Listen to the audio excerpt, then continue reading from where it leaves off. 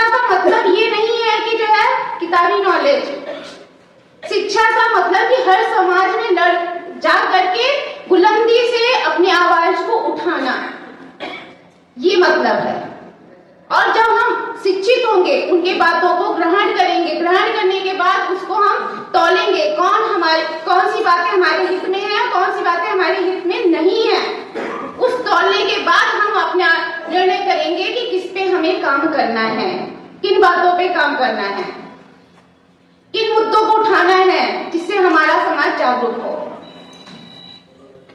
और उसके अलावा जब हमारा ये महिला वर्ग ज्यादा जागरूक होगा तो शायद हमारे पुरुषों को प्रेरित करेगा, नहीं चाहिए आपको भाग लेना है। नहीं तो वो पुरुष जाता है और जो है 18 घंटे के बाद अगर आता है तो महिलाएं बहुत क्रोधित होती हैं, आप इतने घंटे वहां रहता तो क्या होगा।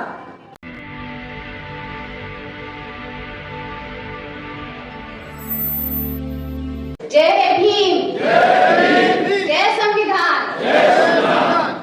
आज हम लोग सभी लोग बाबा साहब के बनाए हुए संविधान दिवस को मनाने के अवसर पर सभी उपस्थित हुए हैं और सभी को संविधान दिवस की हार्दिक शुभकामनाएं।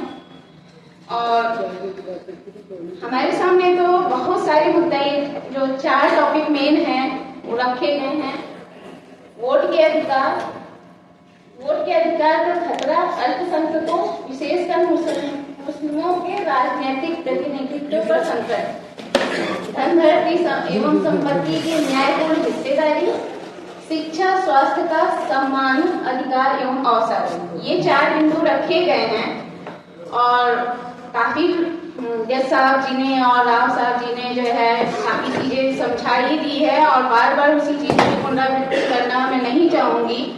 और मैं केवल एक टॉपिक, जो हमारे चौथा जो विषय है, शिक्षा, स्वास्थ्य, सम्मान, अधिकार एवं अवसर ना, तो हमारी जो सबसे मूलभूत जरूरत है शिक्षा। और सभी को तो ना कहते हुए आज हम संविधान दिवस के अवसर पर इकट्ठा हुए हैं, ये हमारे लिए बहुत बड़ा अवसर है और इसको तो हमको बहुत उमंग और उल्लास के साथ मनाना चाहिए। लेकिन इतनी कम संख्या में हम लोग इकट्ठा हुए हैं, हम चाहेंगे कि और लोग अगले अवसर पर और लोग भी इकट्ठा हों और खास तौर से सभी महिलाओं से हम निवेदन करेंगे कि सभी महिलाएं उपस्थित हों, क्योंकि जो घर का संस्कार या शिक्षा को प्रेरित करना वो महिलाओं की एक जिम्मेदारी है।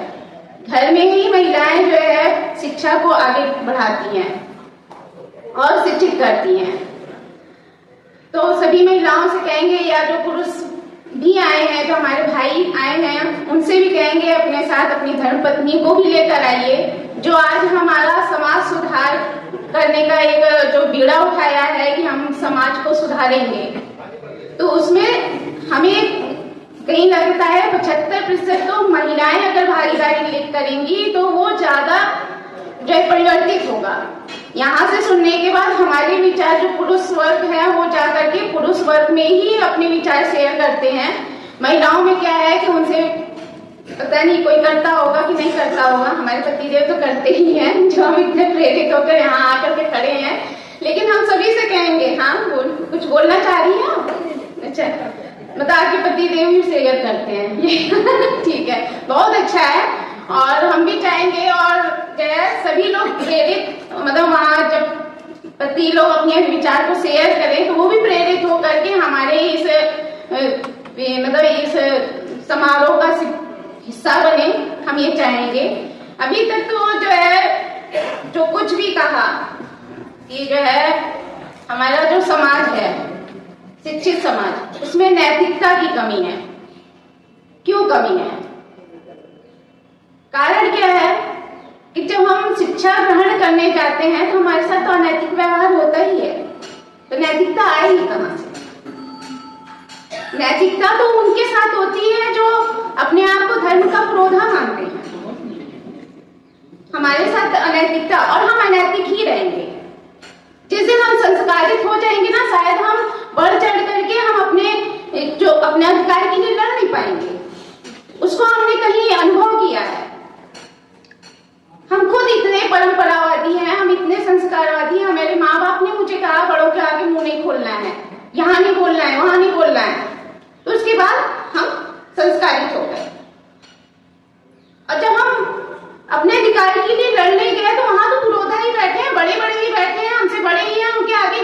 घर में ही सिखा दिया कि आप नहीं बोलना है बड़ों के आगे, तो वहां पे भी तो नहीं बोल पा रहे हैं। क्यों? क्योंकि वहां पे भी बड़े हैं। आज भी आप सब हमसे बहुत ज्येष्ठ हैं, लेकिन आज कहीं हमें संविधान की ताकत मिली, हमको भी लगा कि हमको संस्कार के नाम पे दबाया जाता है, नहीं बनना संस्कारी। हमको अपने संविधान के लिए लड़ना है और लड़ करके ही अपने हिस्से को लेना है, अपने हक को लेना है। हमारी भी बेटी नीट की तैयारी कर रही है, हमसे कभी लड़ाई किया करती थी। हम सोचते थे हे भगवान, कहीं ये जाएगी तो क्या कहेंगे कि इतनी इसको कुछ सबक सिखाया है कि नहीं माँ ने। लेकिन आज वो नीट की तैयारी कर रही है, लखनऊ में है, अकेली ही रहती है। कई लड़कियों के साथ रहती है, बहुत तरीके की लड़कियां हैं। कोई कहता है नहीं ऐसे नहीं बोलना है, ये करना है, वो करना है, लेकिन मेरी बेटी उन सब चीजों से परे है। आज फील हो रहा है कि सही किया मैंने नहीं डांटा, सही किया इसकी आवाज को मैंने नहीं दबाया। आज नहीं कहीं से वो दबती है। और शिक्षा और स्वास्थ्य के बारे में जो कहा गया है, अगर हम महिलाएं शिक्षित हों, पुरुष वर्ग तो बहुत शिक्षित हो गया, महिलाएं आज भी हम कहते हैं अशिक्षित हैं। शिक्षा का मतलब ये नहीं है कि जो है किताबी नॉलेज। शिक्षा का मतलब कि हर समाज में जा करके बुलंदी से अपनी आवाज को उठाना, ये मतलब है। और जब हम शिक्षित होंगे, उनके बातों को ग्रहण करेंगे, ग्रहण करने के बाद उसको हम तौलेंगे, कौन सी बातें हमारे हित में है, कौन सी बातें हमारे हित में नहीं है। उस तौलने के बाद हम अपना निर्णय करेंगे कि किस पे हमें काम करना है, किन बातों पे काम करना है, किन मुद्दों को उठाना है, जिससे हमारा समाज जागरूक हो। और उसके अलावा जब हमारा ये महिला वर्ग ज्यादा जागरूक होगा, तो शायद हमारे पुरुषों को प्रेरित करेगा, नहीं जाइए, आपको भाग लेना है। नहीं तो वो पुरुष जाता है और जो है 18 घंटे के बाद अगर आता है तो महिलाएं बहुत क्रोधित होती हैं, आप इतने घंटे वहां रहता तो क्या होगा। तो इसलिए हम चाहेंगे कि जो है मूलतः जो शिक्षा हो महिलाओं में ज्यादा हो और अपने अधिकारों को लड़ने के लिए शिक्षित हों। और जब शिक्षित होंगी तो स्वास्थ्य अपने आप, सबसे ज्यादा जो है जो आज डायबिटीज है और कई तरीके कोलेस्ट्रॉल बढ़ रहा है, ये सब वो सिर्फ मानसिक असंतुलन की वजह से और कुछ नहीं है। अगर मन से हम स्वस्थ हैं तो हमारे अंदर ना डायबिटीज होगा, ना कोलेस्ट्रॉल बढ़ेगा, ना मोटापा का शिकार होंगे, किसी तरीके के भी शिकार नहीं होंगे। तो मन को संतुलित बनाइए। क्यों? कैसे बनाएंगे? इसलिए बनाइए कि हमको अपने समाज को आगे ले जाना है और हमारा समाज सबसे पहले हमारे परिवार से है, हमसे है। तो अपने से आगे बढ़िए, अपने परिवार को आगे ले जाइए। समाज तो भी बहुत दूर है, समाज फिर इकट्ठा होगा। और सबसे अच्छी बात तो जैसा आपने ही कह दिया, बहुत सारे लोग शिक्षित हो गए, संगठित हो गए। अब बाकी सड़क पे उतरकर आंदोलन करने की जरूरत है। वो करने के लिए हमको शिक्षित होकर के अपने समाज को आगे भेजना है, इन मुद्दों के लिए लड़ना है, उस चीज की शिक्षा देना है, उस चीज की बातों को उन बच्चों में, अपने परिवार के बच्चों को समझाना है। दूसरी बात, अभी साइकिल राव जी ने कहा था बेरोजगारी भत्ता देना जिनके पास रोजगार नहीं है। हाँ ठीक है, बेरोजगारी भत्ता देना है, लेकिन हम चाहते हैं वो बेरोजगारी ना हो। यदि हम कहेंगे कि बेरोजगारी भत्ता, बहुत सारे लोग बेरोजगार जो हम दबे कुचले और दलित समाज के लोग हैं, जो हमें रोजगार से वंचित कर रखे हैं ना, वो भी बेरोजगारी भत्ता लेने के लिए बैठे रहेंगे। हाँ, उसको एक हेल्प राशि, सहायता राशि के नाम पे कहा जाए कि हाँ आपको हम मदद करेंगे। यदि हम चाहेंगे बेरोजगारी भत्ता ना, वो रोजगारी नहीं करना चाहेंगे कि हमको मिल तो रहा है, हाँ हम आपको मदद करेंगे तब तक जब तक आप बन नहीं जाते। बस जिस दिन बन जाओगे उस दिन वो हेल्प राशि भी देने की जरूरत नहीं पड़ेगी। तो इसलिए उसको बेरोजगारी भत्ता ना कह करके एक सहायता राशि कह दिया जाए तो ज्यादा अच्छा है, ठीक है। और दूसरी बात शिक्षा, ठीक है, इन्होंने शिक्षा के लिए भी कहा कि तकनीकी शिक्षा हमें चाहिए। ये बहुत अच्छी बात उन्होंने कह रखी थी कि यदि तकनीकी शिक्षा होगी तो हम अपने परिवार को और अपने समाज को बहुत आगे ले जाएंगे। और वास्तव में ये शिक्षा में किसी तरीके का कोई छोटा बड़ा ऊंच नीच भेदभाव वाली भावना नहीं आएगी। इस तरीके की शिक्षा यदि सभी को मिलती है तो हम सभी आगे बढ़ते हैं। तीसरी बात, जो धर्मनिरपेक्ष और समाजवादी की भी बात कही, तो उसका सबसे उत्तम मॉडल हम ही बन जाते हैं। हम धर्मनिरपेक्ष हैं और हम समाजवादी, मतलब हम किसी भी धर्म को नहीं मानते। यदि मानते हैं तो सभी का रिस्पेक्ट है, सभी का सम्मान है और सभी को हम बड़े आदर पूर्वक अपने हृदय में रखते हैं। और यदि ये पर्टिकुलर किसी धर्म की बातें करते हैं तो मेरे एकदम दिमाग से परे।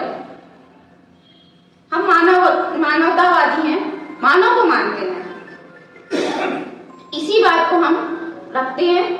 और दूसरी बात जो ये कहा कि जो है अमीर और गरीब, ये भी किसी ने कह रखा था, जिसने भी, मुझे याद नहीं आ रहा। तो हम कह रहे हैं ठीक है, इस समाज में अमीर और गरीब, जो अमीर है ठीक वो किसी को प्रेरित करे, गरीब, और जब जो गरीब होगा वो भी कहीं ना कहीं किसी अमीर को प्रेरित करेगा, क्योंकि वो गरीबी से इतना लाचार और बेबस हुआ होगा कि हम भी उस अमीरी के तबके को पाए, उस अमीर के लेवल पर पहुंचे। तो अमीरी और गरीबी तो बनी, जब तक ही बनी रहेगी ना। जो कह रहे हैं कि समाज में जो है दो तरीके की बातें होती हैं और यही हमको लगता है परिवर्तन का, जो इसी से हमारा परिवर्तन या समाज चलता ही रहेगा ना। एक यहाँ पे कह रहे हैं कि सुख दुख लाभ हानि जय पराजय को समान समझकर अपना कर्तव्य करना चाहिए। उसी तरीके से अमीरी और गरीबी को, कि हमारी जब हम गरीब होंगे तो हो सकता है वहीं से, उसी गरीबी में से हमारी कुछ नई उम्मीदें, नए विचार और नई तकनीकी वहीं से निकले। और फिर अमीर क्या है? अमीर तो अमीर है ही, पैसे फेंककर वो पढ़े ना ही पढ़े, पैसे फेंककर आज भी वो सम्मान प्राप्त कर रहा है, आज भी चेयर पे बैठा हुआ है। लेकिन गरीब नहीं बैठा हुआ है। गरीब बराबर चिंतन में है कि हम कहाँ बैठे, हमको अपना स्थान बनाना है। इस चीज के लिए वो जूझ रहा है और उन्हीं गरीबों में से कोई एक बहुत सुंदर सा विचार, बहुत सुंदर सा व्यक्तित्व और बहुत अच्छी एक तकनीकी हमारे सामने आएगी। हम सारी चीजें तो हमने कहा, लेकिन यहाँ हमारी जो महिला बहनें हैं उनसे विशेष निवेदन है कि अब खुद भी शिक्षित होइए, परिवार को शिक्षित कीजिए और परिवार में जो हमारी बेटियां हैं खास तौर से उनको मजबूत बनाइए। कारण क्या है? आज हमारी बेटियां पढ़ने देश विदेश जा रही हैं, इतने कुकर्मों से उन्हें डराया जा रहा है, उन्हें धमकाया जा रहा है कि वो डर करके, माँ भी जो है इतनी आतंकित है, इतनी भयभीत है कि वो नहीं भेज रही है। और बेटी इन सब आक्रामक समाज को देख करके नहीं जा रही है, तो उसको भी समझाइए, उसको बल देने वाली, उसको जो है ताकत देने वाली माँ, क्योंकि माँ भी कभी उसी दौर से गुजरी हो। तो विशेष तौर से महिलाओं से ही निवेदन है कि हमारी जो घर की बेटियां हैं वो भी आगे उभरे, आगे आए और जितने हमारे बंधुगण हैं उनसे भी आग्रह है, इस तरीके का अगर हम लोगों का कोई आयोजन है कृपया अपने घर की, अपनी धर्मपत्नी अर्धांगिनी को भी लेकर आइए, ताकि वो भी हमारे सबके विचारों को सुने, समस्याओं को समझे और उस समस्या को निवारण करने के लिए खुद नहीं तो आप लोगों को प्रेरित करके आगे भेजें। ठीक है, यहीं पे इतना करके अपना वक्त बंद करते हैं। जय हिंद, जय संविधान।